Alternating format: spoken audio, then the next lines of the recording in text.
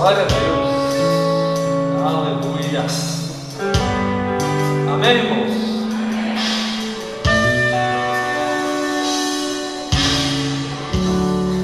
Abra sua Bíblia em Hebreus capítulo 12. Hoje no segundo culto nós teremos o batismo. A nossa ceia, ela foi transferida para domingo que vem. Vai ser o Dia Internacional da Mulher. Nós vamos fazer uma programação especial no primeiro culto. Líder de célula, nós temos já o convite para a célula. Depois você pega comigo o convite para você convidar as pessoas para participar da sua célula, para estar com você. Nós tivemos um retiro esse final de semana também, foi muito bom. O pastor Joel, da Igreja Batista Lagoinha, esteve conosco. Vai estar pregando agora no segundo culto também. Então, se você quiser ficar, hoje em especial, fique. Vai domingo que vem, não fica não. Assista no primeiro e vá para casa. Vai ser bênção. Aleluia. Hebreus capítulo 12, versículo 14. Apresenta a sua Bíblia para quem está perto de você. Não deixa ninguém sem a palavra.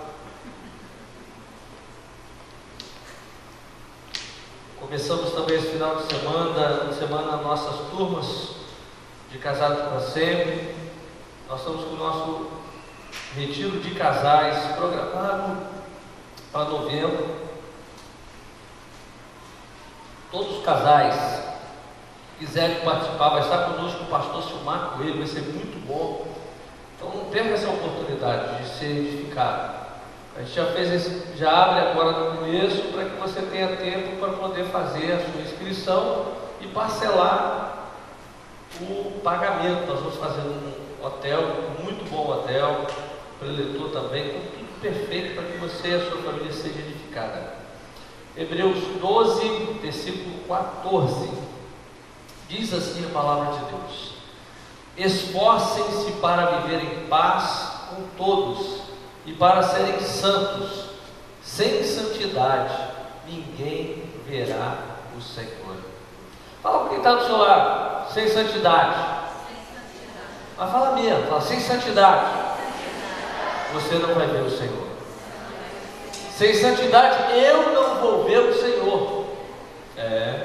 Porque Deus é santo, meu irmão, e não tem como você ver o Senhor sem santidade. Vamos orar? Peça a Deus para falar o seu coração nessa noite, para que algo aconteça na sua vida, porque o diabo está investindo contra a santidade da igreja, contra a santidade da família, do casal, porque ele sabe que a partir do momento que ele roubar a sua santidade, ele destrói o resto. Vamos falar com ele. Pai, nós queremos agradecer, Pai, pela tua palavra. Nós queremos pedir que o teu Espírito fale a nós de uma forma muito clara nessa noite, para que venhamos a entender a tua vontade e venhamos, ó Pai, buscar aquilo que o Senhor separou para a sua igreja, uma vida de santidade, para que venhamos ser separados, em nome de Jesus. Amém. Meus queridos, quando nós falamos de santidade, nós estamos falando de algo que Deus exige de nós. A santidade, a santificação é um processo do dia a dia, e quando você vem para Jesus, Deus, Ele começou a obra da salvação, ela começou, só que a santificação é algo que você tem que fazer, é no dia a dia. E tem gente que acha que aceitar Jesus é vir para a igreja e acabou e está tudo bem. Não, a Bíblia diz que sem santidade ninguém verá o Senhor. Isso é muito sério, porque nós estamos falando de algo que implica para a salvação, implica para a vida eterna. Meus queridos, nós temos que viver uma vida separada, uma vida consagrada, porque se você não se separar, não tem como você realmente ser a luz do mundo. E nós vivemos hoje uma igreja contaminada, uma igreja que está lá e está cá. E tem crente que acha que pastor, Deus vai me abençoar do jeito que eu estou. Meu irmão, se você não levar uma vida de santidade, Deus não vai te abençoar, porque a palavra de Deus diz: buscai primeiro o reino de Deus e a sua justiça. Aí o que acontece depois? e todas as demais coisas nos serão acrescentadas. Então, primeiro eu tenho que buscar Deus, eu tenho que buscar a santidade, porque como eu vou encontrar Deus se eu não tiver uma vida de santidade? Não tem como. Não tem como você se aproximar de Deus com uma vida que não agrada a Deus. Meus queridos, Deus é santo, e a santidade de Deus faz com que uma barreira impeça que você vá até Ele. E aí nós vemos pessoas fracas, caídas, não vê o acontecer de Deus na vida deles, uma vida vazia. E, meus queridos, se eu quero realmente ver as coisas acontecendo, eu tenho que buscar a santidade. E vamos ver por que isso é importante. E durante esses próximos meses, nós vamos estar trabalhando muito sobre isso. Nós vamos estar falando sobre família, a partir agora do próximo domingo. Mas nós vamos estar falando sobre família e sobre santidade também. Porque se nós queremos ser uma igreja que cresce, se você quer alcançar a sua família, não tem como isso acontecer sem santidade. Não tem. E não adianta eu pregar aqui e você achar que você está conseguindo de Deus e não conseguir. Então nós temos hoje uma igreja, como eu disse, uma igreja contaminada. Hoje, quando nós olhamos hoje, as pessoas estão muito preocupadas em ter, em campanhas, né, de prosperidade, e coisas que não é o que Deus separou para nós. As bênçãos vão acontecer? Vão sim, porque não tem como você ter uma vida santa e não ser abençoado. Agora, não tem como você ser abençoado sem uma vida santa. Uma coisa está ligada à outra. Por isso aqui a santidade é importante. Vamos ver por quê? Vai lá para 1 Tessalonicenses, capítulo 4, versículo 3. 1 Tessalonicenses 4, versículo 3, diz assim: a vontade de Deus é que vocês sejam santificados, abstenham-se da imoralidade sexual. Aí ele vai dizendo, né, cada um saiba controlar o seu próprio corpo de maneira santa e honrosa, não dominado pela paixão de desejos desenfreados, como os pagãos que desconhecem a Deus. Meus queridos, a santificação é um projeto de Deus, e muitas pessoas acreditam que a santidade é a aparência exterior. Santidade não é exterior, a santidade é de dentro para fora. Alguns acreditam que mudando a roupa estarão tendo santidade. Isso aí é apenas moda, a moda evangélica, a moda gospel. Agora, o que Deus está olhando para dentro do coração? Por isso é que muitas das vezes as pessoas cometem pecados de pensamentos. Por isso é que Jesus disse que se você pensar, você já está fazendo.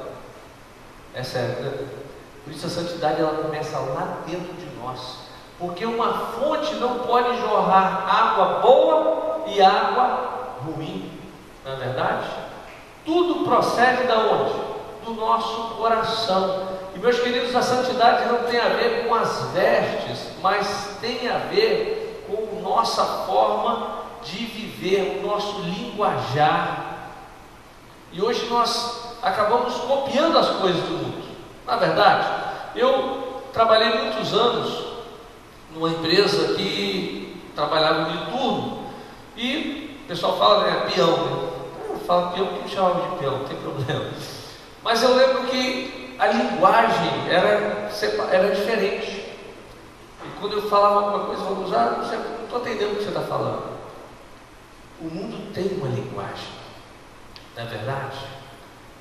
O mundo, quando alguém está fazendo alguma coisa e cai no chão, você está lá no mundo, cai no chão, o que a pessoa fala? Um palavrão, não é verdade? Eu não posso nem repetir o que fala aqui, né? Mas é assim que o mundo age. Agora, o que Deus espera de nós? Se o seu coração estiver cheio de coisa ruim, na hora que cair algo no seu pé, você vai falar palavrão. Quando você pisa numa flor, o que acontece? Solta perfume, o cheiro da flor. Quando pisam em você, o que acontece? Daí dá para ver como é que está dentro de você, não é verdade? Então, o que Deus espera é que nós não venhamos a ver as coisas do mundo ver o mundo como Deus está vendo. Nós temos que olhar pelos olhos de Deus. Em Colossenses 2, versículo 20, a Bíblia diz assim: já que vocês morreram com Cristo para os princípios elementares deste mundo, porque como se ainda pertencessem a Ele, vocês se submetem a regras. Não manuseiem, não provem, não toquem. Todas essas coisas estão destinadas a perecer pelo uso, pois se baseiam em mandamentos e ensinos humanos. Essas regras têm de fato aparência de sabedoria, com sua pretensa religiosidade, falsa humildade e severidade com o corpo, mas não tem valor algum para refrear o impulso da carne.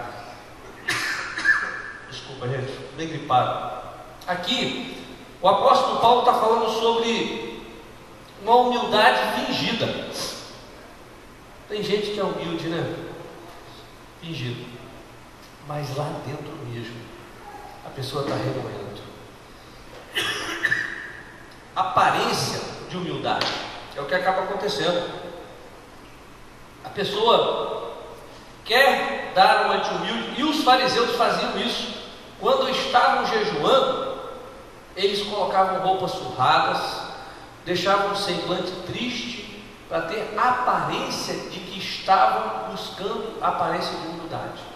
Mas Deus não quer isso de nós, não. Deus não quer uma aparência de santidade.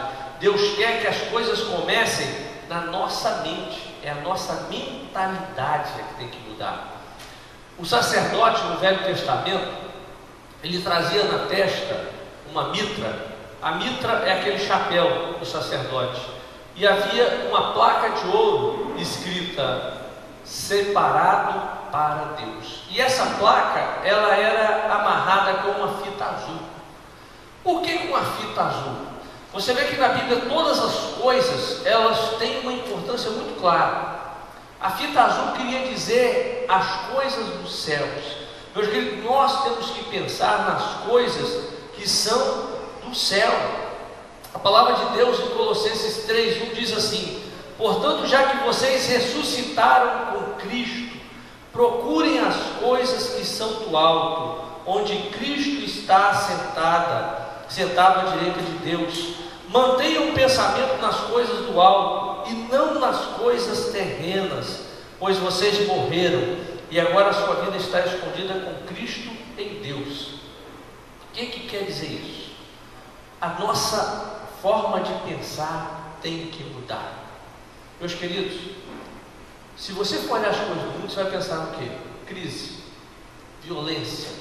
Você vai pensar nisso: mas pastor, nós estamos vivendo no mundo. Mas nós não somos deste mundo. Nós estamos passando por este mundo. Não é verdade? Nós estamos passando por aqui. Você quer ficar aqui? Hein? Quero não. Tem religião que diz que nós vamos ficar aqui, que a terra vai ser consertada e nós vamos ficar aqui na terra. E eu sou da religião dos que vão subir. Amém? Quero ir para o céu. Amém, irmão? Você quer subir também? Eu quero ir para o céu. Por isso eu já estou pensando na minha mansão no céu. Eu estou pensando em como vai ser a mansão celestial. Eu estou pensando nas coisas que são aqui da terra. Porque, meus queridos, o que você tem aqui vai ficar aqui. Tudo vai passar. Jesus disse que quando você junta tesouros na terra, a traça, a ferrugem consomem. Mas quando você junta nos céus, lá o ladrão não rouba. Coisa fantástica, né? Aí você começa a pensar, a trabalhar nas coisas celestes, a pensar nas coisas que são do alto. Aí você começa a ver o mundo com outros olhos. Você não... Tem gente que está preocupado: pastor, já vai chegar a Páscoa. Eu falei: gente, não chegou o Natal ainda. Por quê? Porque quanto mais rápido acabar, mais rápido a gente vai para o céu. Não é verdade? Mais rápido a gente vai para o céu. Por isso é que você tem que estar preocupado em fazer para Deus aqui na terra. Então, quando o sacerdote do Velho Testamento ele traz todas essas coisas, ele quer mostrar justamente as coisas que estão por vir. Então, a nossa forma de pensar, quando nós falamos em santidade, para ver a Deus. Agora, quando a pessoa não vive uma vida de santidade, ela vive correndo, ela vive com pressa, ela vive preocupada, ela vive ansiosa. Uma das consequências do estresse é falta de santidade, sabia? A pessoa fala, estou estressado. Aí você começa a avaliar. Deus é patrão na sua vida? Você busca agradar a Deus ou agradar aos homens? Porque, meus queridos, o crente não tem como viver estressado, não. O crente busca primeiro as coisas que são do alto. E o que acontece com as coisas dele? Deus acrescenta. O melhor patrão do mundo é trabalhar para Deus. Você trabalha para Deus, Deus trabalha para você.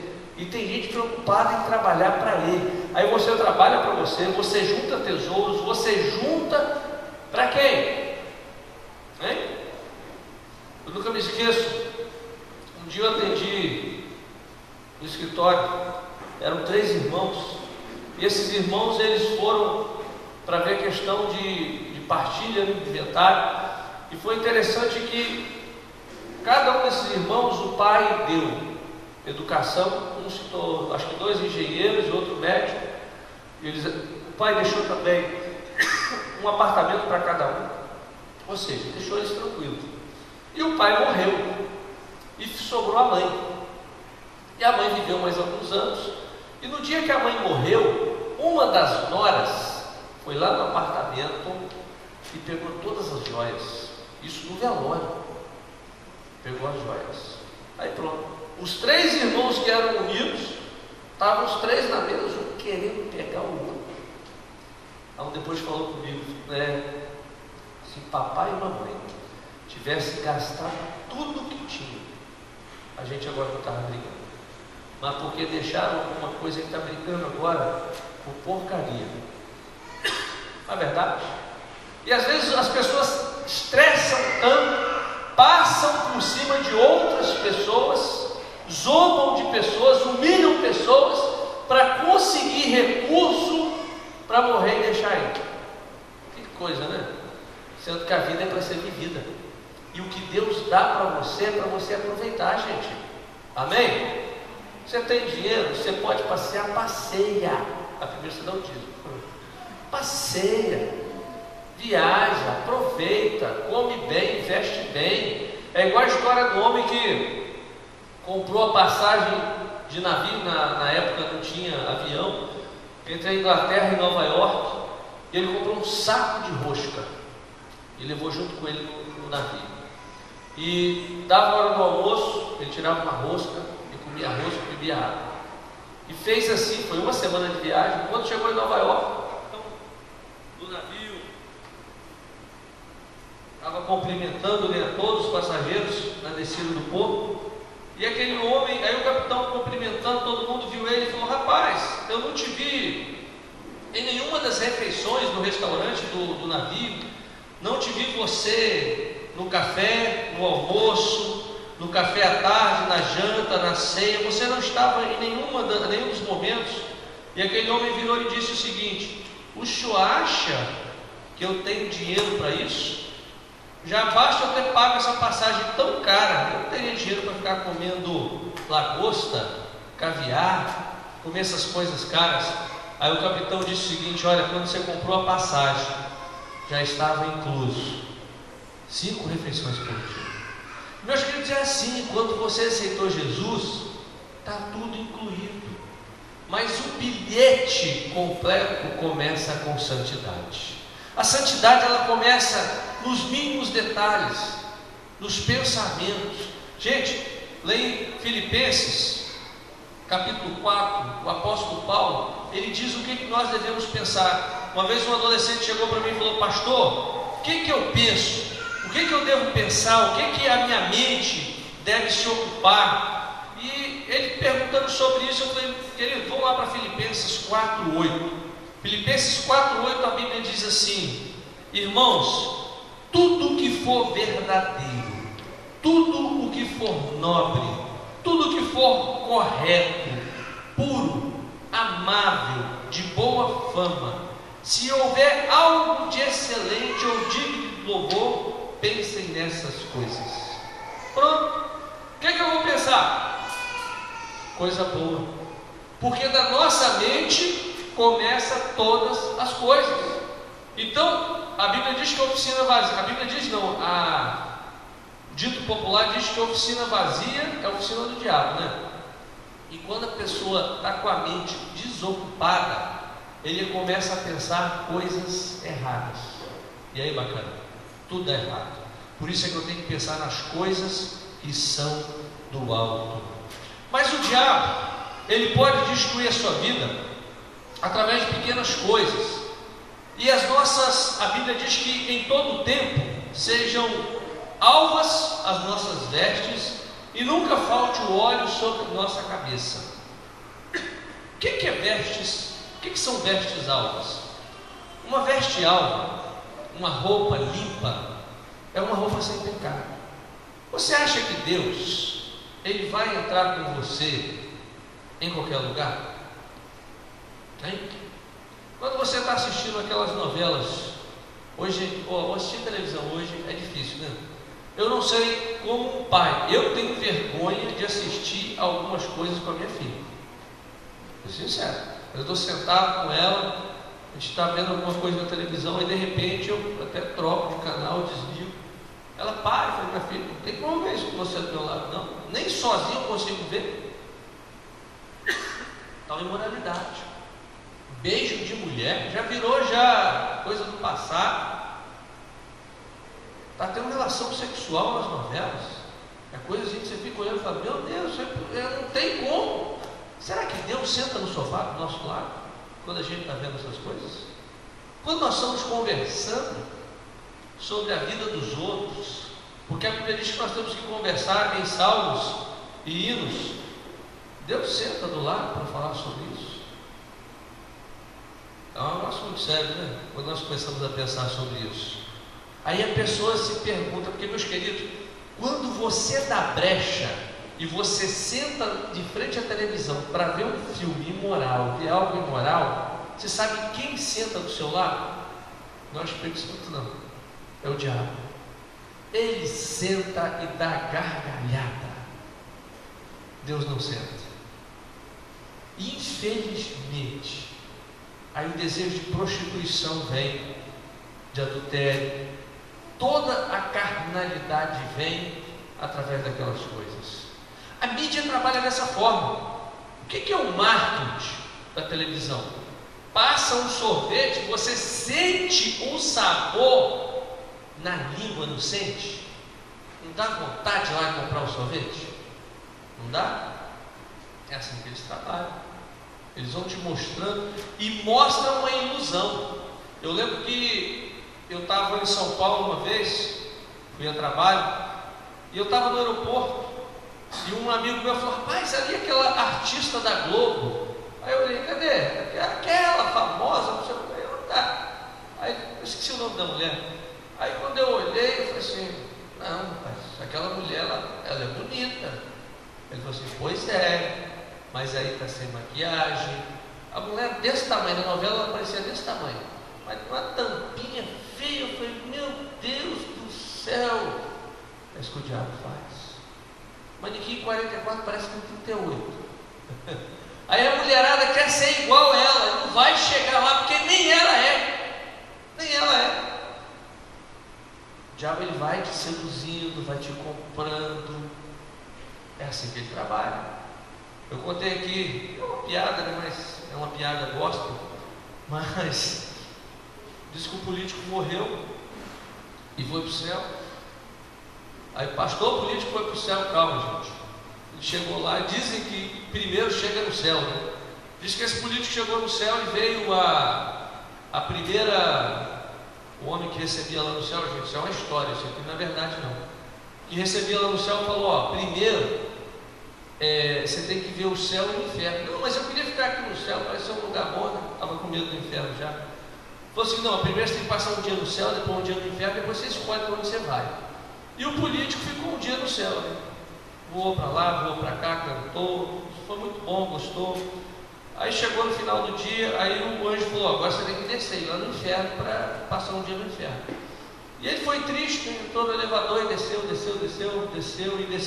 chegou no inferno. Quando abriu o elevador, aquele jardim lindo, os amigos políticos todos lá, bebendo, dançando, cantando, e o diabo, servindo todo mundo, um cara muito legal, mandando piada. E o cara passou o dia com os amigos ali, rapaz, vou lá só para falar com o anjo que já estou descendo. E subiu, quando chegou lá no céu, o anjo falou: e aí, você quer ficar onde? Falou: rapaz, seu anjo, eu gostei do céu, mas os meus amigos políticos são tudo no inferno, meu lugar é lá mesmo. Aí o anjo falou: tá bom, então desce. Aí desceu. Aí quando abriu o elevador, que ele olhou, um lixão fedorento, o diabo batendo em todo mundo maltrapilho. Ele falou: mas desceu no elevador errado, andar errado. Aí o diabo: não, ontem nós estávamos querendo ganhar o seu voto. É assim que funciona. O diabo te apresenta as coisas, e aí você cai, é seduzido, porque parece tão bonito, um adultério, parece tão bonita a pornografia, mas a realidade que você vai ver são famílias destruídas. Por que o nosso país está do jeito que está? Já parou para pensar nisso? E muitos culpam: se mudar o presidente, meus queridos, nós podemos trocar de presidente. E se você for pegar no meio do povo brasileiro, quem pode estar lá em cima? Como eu disse, o pessoal está roubando 10 centavos aqui na rua, está roubando bicicleta no supermercado, estão dinamitando caixa eletrônico. Você sabia que o único país no mundo que tem no banco porta giratória com detetor de metal é o Brasil? Qualquer país da América Latina mais pobre do que nós, até na Somália, se você for, você entra dentro de um banco sem detetor de metal. No Oriente Médio, você trancar o carro é considerado um insulto.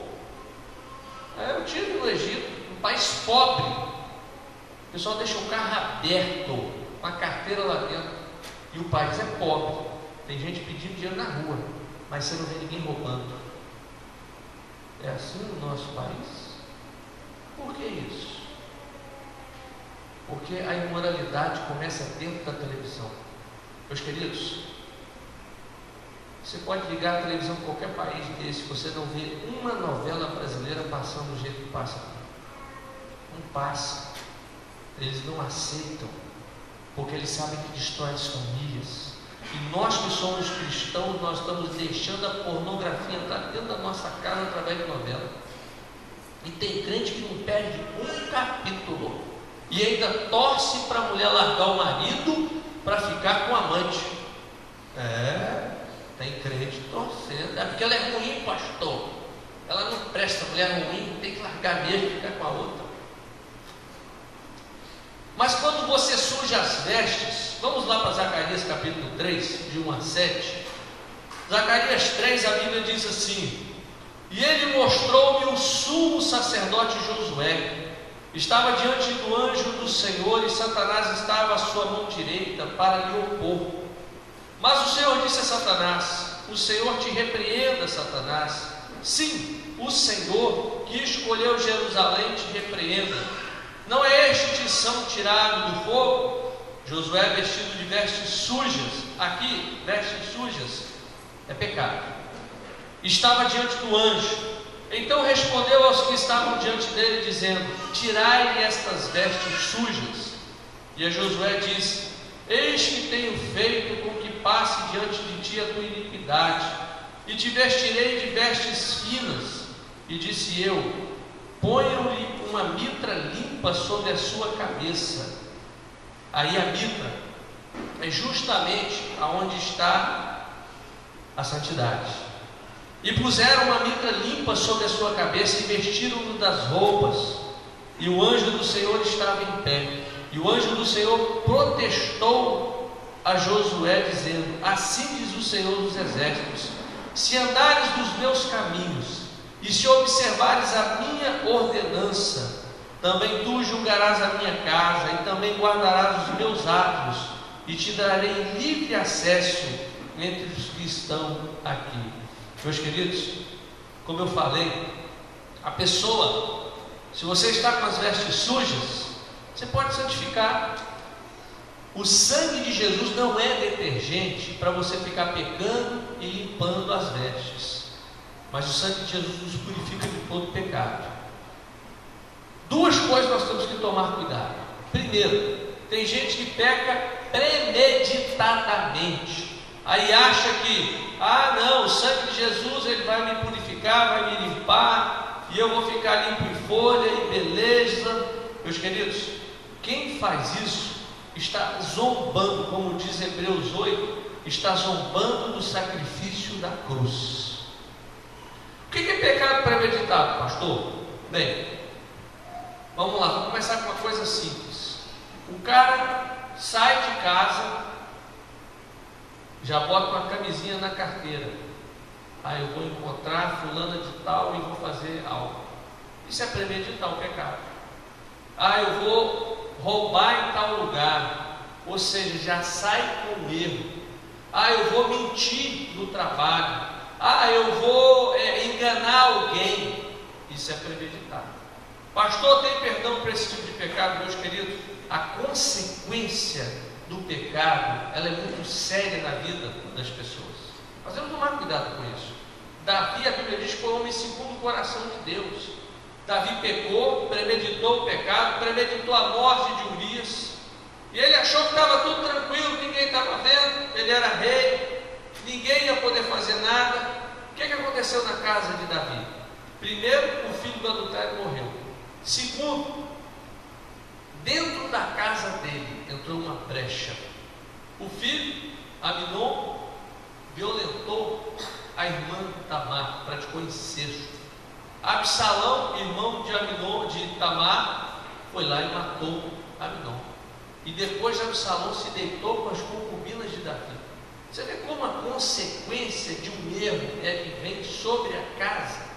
O pecado tem consequência. Pastor, Deus perdoa? Perdoa. Você pode pecar 10.000 vezes, se você pedir perdão, Ele vai te perdoar. Mas as consequências do seu erro, elas vão vir sobre a sua vida.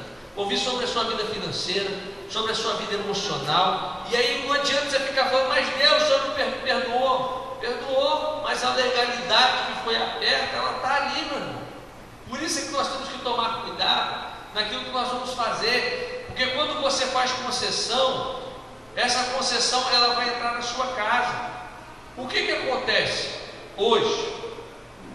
Tem pessoas que acham que não tem nada a ver. Mas por que nós temos hoje tantos jovens no homossexualismo? Já parou para pensar nisso? Você sabe onde tudo isso começou? Rede Globo. Pastor, o que a Globo tem com isso? Tem que há muitos anos atrás que a Globo vem fazendo uma campanha para gerar homossexuais no nosso país. Como isso funciona? Novela. Está lá você, papai, sentado com seu filho de 6, 7, 8, 9, 10, 11, 12 anos diante da televisão. Você está rindo com aquele rapaz que é homossexual, você acha engraçado, você acha legal. Eles sempre eram gente boa, não é? Gente boa, amigo de todo mundo, era quem ajudava todo mundo. Você está rindo e filho imita pai. Se você acha aquilo bonito, o filho fala, pensa o seguinte: papai acha isso legal, eu vou ser igual, porque eu quero que meu pai ache aquilo legal também. Tá bom, pronto. Está pronto o que o diabo fez. Por quê? Pastor, mas isso aí, o senhor está sendo homofóbico. Acho que não é questão de ser homofóbico. Isso é verdadeiro. Até alguns anos atrás isso não existia. Eram raros. Hoje virou epidemia no nosso país. É uma epidemia. E estão tentando fazer a gente aceitar de qualquer jeito esse negócio. Aí o camarada vai no ambiente do trabalho, fala palavrões, senta na roda dos escarnecedores, e aí chega na igreja, quer orar para expulsar demônio, vai sair demônio desse jeito, quer repreender a enfermidade em casa, vai ser haver cura de enfermidade desse jeito. Meu irmão, se você não anda em santidade no seu trabalho, se você não anda em santidade em tudo que você faz, na hora que você chamar o milagre, Deus vai olhar para você e vai falar assim: eu não estou entendendo nada do que ele está fazendo. Aí tem gente que acha que tem que, sapatear, né? Pular, botar muito óleo na cabeça. Tem gente que vai no monte. Já peguei irmãozinho, já alertei. Da outra vez que eu pastoreei, tinha um irmãozinho que estava numa campanha de 40 dias no monte. Eu estava subindo o monte, ele estava descendo. E falou: pastor, tem 40 dias no monte para acertar isso e tal, para ganhar não sei o que. Eu falei: irmão, deixa eu te contar uma coisa. Você vive em adultério. Você pode fazer 1000 dias de monte, Deus não vai bradar na sua vida enquanto você não consertar a sua casa. Ficou uma semana sem conversar comigo. Depois ele falou: pastor, Deus me falou que o senhor está certo, eu tenho que consertar a minha vida. Como Deus vai agir, meu irmão? Uma vida cheia de brecha. Como Deus vai fazer? Não tem como. Se você quer ver a Deus, a palavra é clara: sem santidade ninguém verá a Deus. Sem santidade não vai ter no seu casamento, não vai ter na sua família, não vai ter nos seus filhos, não vai ter a manifestação da glória de Deus. Não tem como. Amém? Amém, irmãos? Não tem, gente. Deus quer agir. A mão de Deus, ela não está encolhida para que não possa agir, mas o nosso, a iniquidade, o pecado faz com que a mão de Deus pare. E muitas das vezes Deus abençoa o ímpio. Aí o que acontece? Você tem dois empresários: o empresário crente e o empresário ímpio. Aí você vê o ímpio prosperando e o cristão não prosperando. Aí o cara fala: mas por que, pastor? Ele é servo de Deus. Aí você vai examinar e você vê uma vida sem santidade. Não tem como Deus abençoar, gente. Não tem.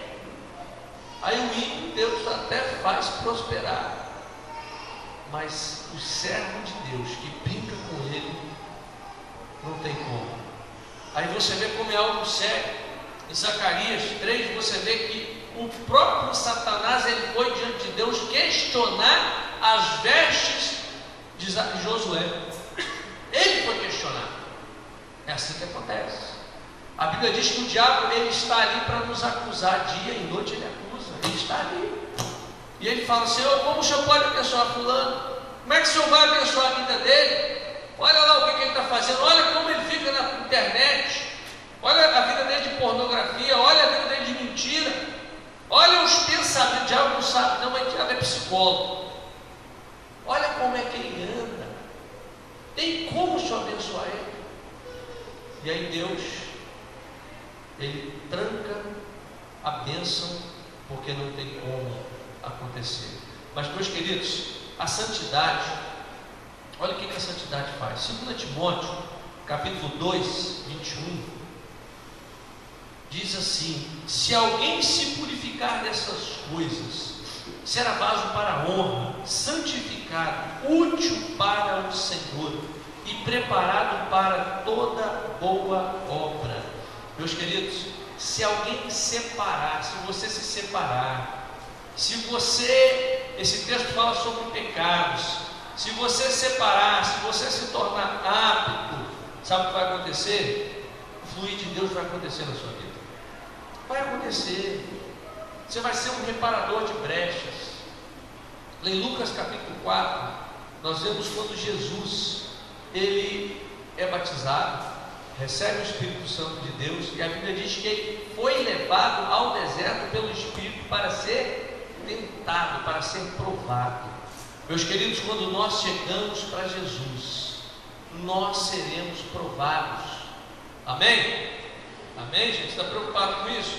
Mas a prova é para que você cresça, não é para que você diminua. Quando você está na escola, você faz prova para quê? Para subir de nível. Você não faz prova para descer, não é verdade? Você está no primeiro ano, você faz prova para ir para o segundo, para o terceiro e vai subindo. Então a prova é para que você suba espiritualmente. E tem gente que na primeira prova toma 0. Tem crente que é mongol, desculpe aqui, mas está repetindo o ano direto. Tem crente com Alzheimer, esquece. Verdade. Infelizmente essa é a verdade da igreja. Tem crente que não passa, está errando o mesmo pecado ali direto, não muda aquilo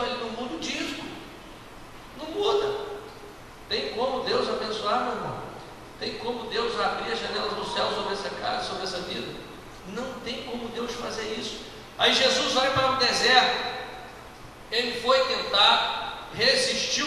Agora entenda uma coisa, pastor, mas Jesus era o Filho de Deus. É mesmo o Filho de Deus, mas meu irmão, Jesus, o Filho de Deus, ele estava aqui em carne como homem. Se ele venceu, eu e você podemos vencer. Amém? Se ele venceu, eu e você podemos vencer. Ele foi tentado nas 3 áreas principais, na área do corpo, do ego, da alma. Ele foi tentado. E muitas das vezes a pessoa se deixa ser levada pelo diabo, não é verdade? Não vence. Tem crente que não perdoa, tem pessoas que guardam o corpo, tem pessoas que não decidem amar, porque amor não é sentimento, é uma decisão que tem que ser tomada. Ao que acontece? Não vence. E a Bíblia diz que Jesus, lá no versículo 14 de Lucas 4, a Bíblia diz que Jesus, ele saiu no poder do Espírito Santo, porque ele estava cheio, transbordando da graça de Deus. Porque, meus queridos, depois dele vencer o diabo, o que aconteceu? Os próprios demônios, porque a Bíblia diz que a gente resiste ao diabo, ele fugirá de nós. E tem gente que no primeiro embate cai. Você resiste e vai acontecer o quê? Ele vai fugir. Ele foge, aí você vai para desafios maiores. E aí cada desafio que você vai ganhando, mais forte você vai ficando. Depois o diabo, ele sabe que ele não tem força mais contra a sua vida. E Jesus, ele sai do poder, e a Bíblia diz que os demônios, eles já saíram anunciando: aí vem Jesus. E ele está cheio do Espírito Santo de Deus. Coisa maravilhosa, né? Porque a santidade, 1 Tessalonicenses capítulo 4, de 3 a 8, diz assim a palavra de Deus: a vontade de Deus é que vocês sejam santificados, abstenham-se da imoralidade, cada um saiba controlar o seu próprio corpo de maneira santa e honrosa, não dominado pela paixão de desejos desenfreados, como os pagãos que desconhecem a Deus. Neste assunto ninguém prejudique seu irmão, nem dele se aproveite. O Senhor castigará todas essas práticas, como já lhes dissemos e asseguramos, porque Deus não nos chamou para a impureza, mas para a santidade. Portanto, aquele que rejeita estas coisas não está rejeitando o homem, mas a Deus que lhe dá o seu Espírito. Meu querido, quando você rejeita a santidade, você está rejeitando o quê? Deus. Tem como? Eu nunca me esqueço, são vários testemunhos que eu poderia contar essa noite, mas tinha uma jovem mãe que chegou na outra igreja que eu pastoreei, e ela se converteu, e ela falou: pastor, ela me contou a história dela é uma história muito complicada. Era casada, traiu o marido, teve um filho fora do casamento, separou, e a vida dela estava uma bagunça. E ela se converteu, e ela falou: pastor, eu quero fazer certo dessa vez. O que eu tenho que fazer? Eu disse: minha querida, primeira coisa, eu quero que você entenda uma coisa. Você já foi casada, teve uma vida sexual, teve tudo isso, mas você quer agradar a Deus? Quero, pastor, porque não tem como voltar mais para o meu ex-marido, porque ele já casou. Então você quer realmente que Deus age na sua vida? Quero. Então você tem que se santificar diante de Deus. Você já teve uma vida ativa, você vai ter que agora dedicar tudo para Deus, e Deus vai te restaurar e vai te honrar. E ela falou: pastor, eu estou disposta a pagar o preço para ver Deus agindo na minha vida. E o que aconteceu? Nós oramos, e passou um ano, e a criança já estava bem grandinha, e ela me procurou e falou: pastor, eu queria casar de novo. O senhor acha que eu vou pecar se eu casar de novo? Eu falei: não, mas eu queria alguém que fosse escolhido por Deus, eu queria alguma coisa diferente. Eu queria, o que eu tenho que fazer, pastor?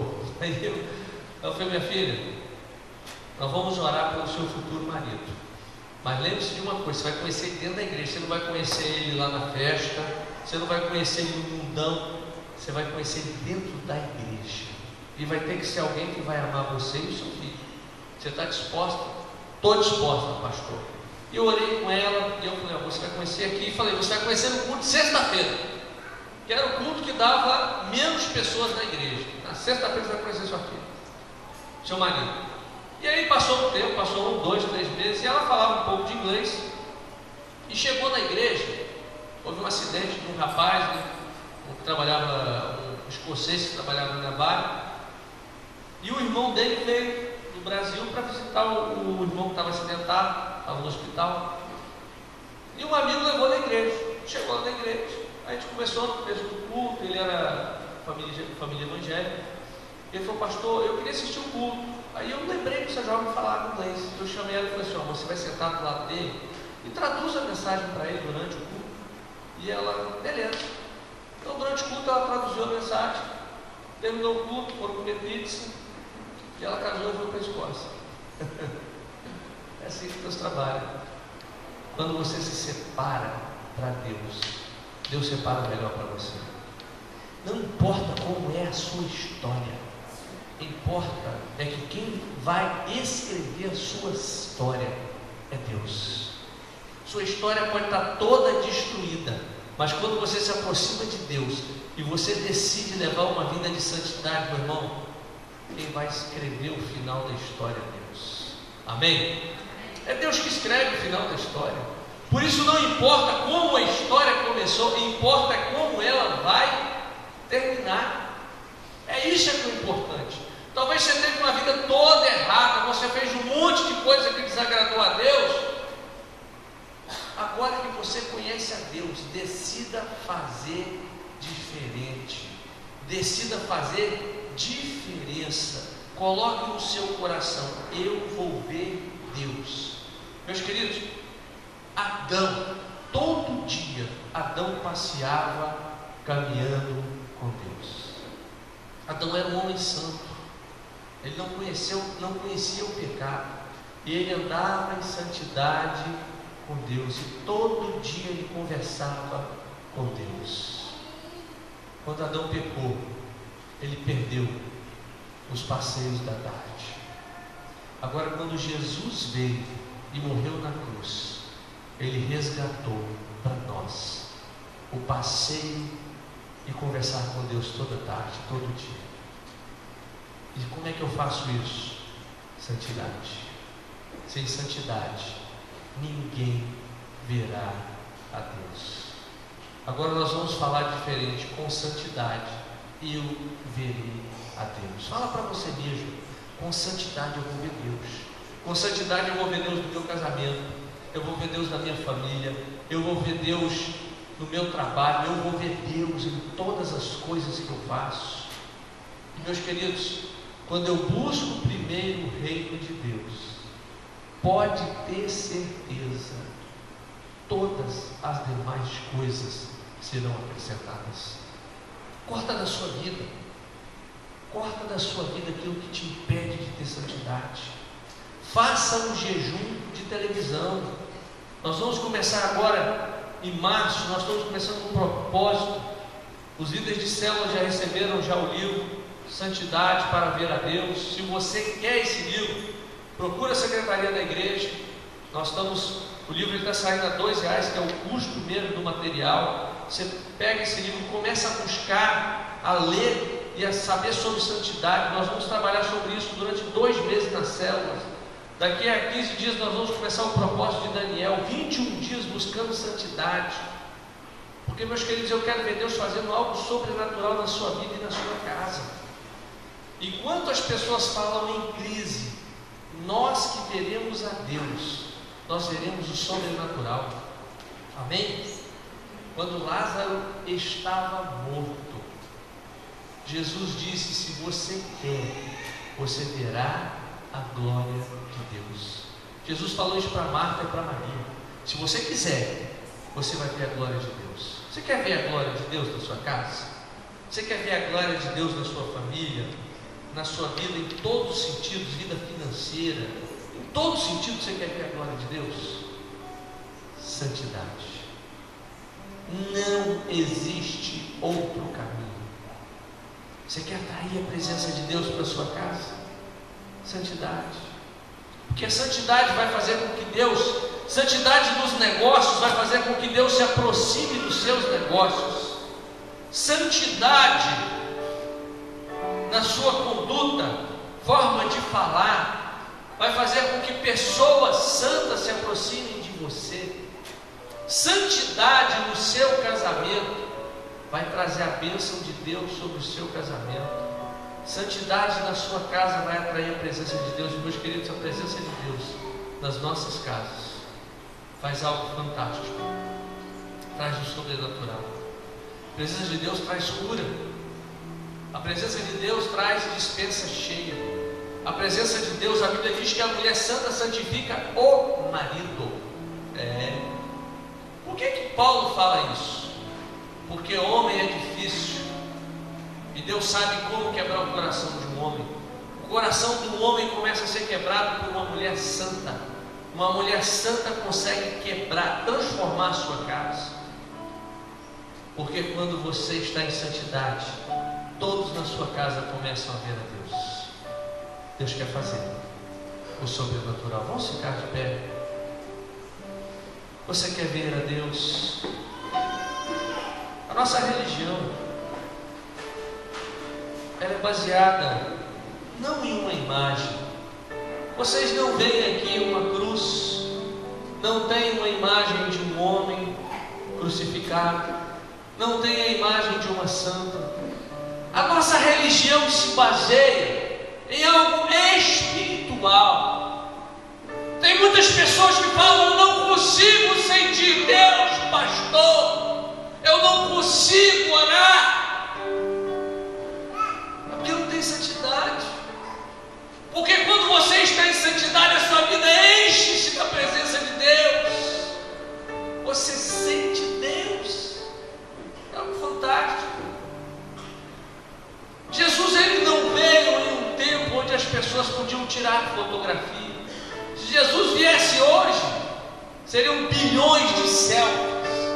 Todo mundo ia querer tirar uma foto ao lado de Jesus. Mas ele veio em uma época em que os homens nem sabiam pintar direito, não sabiam fazer uma escultura direito, não tinham fotografia. Por que ele veio nessa época? Porque a nossa religião, para ter Deus, ela é pela santidade. A santidade é um selfie com Deus. Quando você está em santidade, Ele está do seu lado ali. Você não precisa de uma foto, de uma imagem, porque Ele está do seu lado ali, manifestando na sua vida. Coisa fantástica. A santidade traz o céu para a nossa vida, traz o céu para o casamento, traz o céu para a nossa casa. É algo fantástico a santidade. O diabo não quer que a igreja seja santa. O diabo não quer que você seja santo. Ele não quer. Ele não quer que o Brasil seja santo. Porque, meus queridos, se há um povo que é bem visto em todo lugar do mundo, é o brasileiro. Aonde você chega e fala que é brasileiro, todo mundo recebe bem. Agora fique imaginando uma nação mandando milhares e milhares de missionários, cheios do poder de Deus. Iríamos conquistar o mundo. Mas o diabo tem investido contra a santidade da igreja, porque se tornou uma igreja estéril, que não manda missionários. Quando nós olhamos para a igreja, nós vemos jovens querendo ser políticos, querendo ser tantas coisas, mas poucos querem ser pastores. Porque quando eu olho para os púlpitos, vem pastores adulterando, mentindo, roubando. Agora imagine uma igreja no Brasil santa, levantando uma geração de homens e mulheres santos, indo para as nações pregar o Evangelho. O mundo conheceria Jesus. Sem santidade, ninguém verá Deus. Vamos orar. Pai, diante de nós está posto, Pai, que o Senhor tem feito a nós. Vocês querem me ver? Vocês querem sentir? Meu Pai, essa pergunta é feita à sua igreja. Espírito Santo de Deus, nós queremos ver Deus. Nós queremos ver Deus na nossa casa, no nosso trabalho, em tudo que nós fazemos. Por isso, Pai, leva-nos uma vida de santidade. Leve-nos uma vida de busca, de compromisso com o Senhor. Leva-nos, ó Pai, a uma vida, ó Pai, onde o Senhor seja a razão da nossa existência, onde venhamos a buscar ao Senhor pelo que o Senhor é, e não pelo que o Senhor pode nos dar. Por isso, Pai, comece a mudar a estrutura das nossas vidas, a mudar, ó Pai, a forma de pensar, para que venhamos transformar essa nação, transformar as nossas casas, as nossas vidas, Pai, porque nós queremos ver o Senhor, nós queremos sentir a Tua presença, Pai. Por isso, vem e faz algo sobrenatural em nós, Pai, no nome de Jesus, para a Tua honra e glória, Pai. Amém, Jesus. Meu irmão, que Deus te abençoe, que você entre nessa busca de santidade dia a dia, para que você possa ver a Deus, para que você possa sentir a presença de Deus. Nós estamos buscando Deus, e se você quer buscar conosco, amanhã, às 6 horas da manhã, nós estaremos aqui orando, buscando Deus. Se você quer buscar, venha amanhã, de 6 a 7, orar ao nosso Deus. Que Deus te abençoe.